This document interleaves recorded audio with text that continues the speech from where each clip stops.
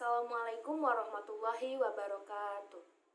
Hello, good morning everyone. My name is Rani Trianggraini from Teknokrat Indonesia University, majoring in English Literature. Today I will tell and share about a story that I hope will inspire you as well as myself. This story is taken from my own experience. In the middle of the year, when I was in 12th grade, I started to feel depressed because I often thought about things that I didn't need to be thought of. At the time, every night, I cried a lot, but I don't know what I was crying about. There was nothing meaningful that I was living at the time. I was still not brave and confident and familiar with the other members of my family. So if I have a matter, I keep the matter to myself. But after a few months, I felt my burden was too heavy and I could no longer be accommodated, so I started talking to my older sister. Sis, I want to tell you, but listen first until the end, then you can give me advice. Yes, you can, just tell me. I'm happy if I have sibling who is open to me, she said. On that day, I shared all my problems and complaints at school and at home, and my sister gave some advice to me. She said, "You should be closer to God. You have to watch several studies on social media to fill your spare time so that your brain doesn't go blank. And usually, bad thoughts always come when we are not thinking about anything."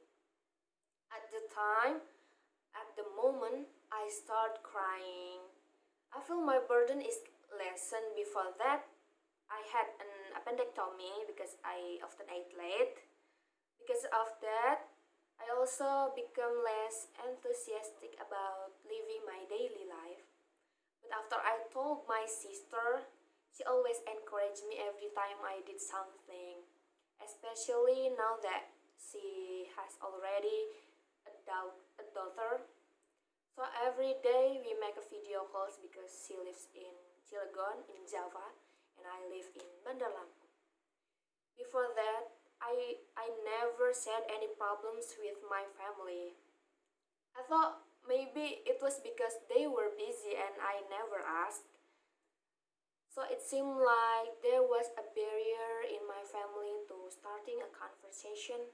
Like when I get a high score in my class or get an award from competitions, I never get noticed by my family. Maybe they think it's a trivial thing, but for a child, for me, the word congratulations has also become a big motivation for me to study harder. Especially when I was in school, I rarely had friends and might not be close to my friends in my class. For them, I'm a good listener because I always listen to their problems and their complaint, but for me, they killed my hope. Like one day, I talked about some of the problems I was having. I'm not asking them for advice, just listening. However, I had not finished speaking yet. They had already answered my conversation by sharing their problems with me. According to them, their problem is bigger than mine. So that's where I start shutting down from the other people. But after I told every story to my sister, I realized that actually our problem is only a little. It's just ourselves are bringing up the problem.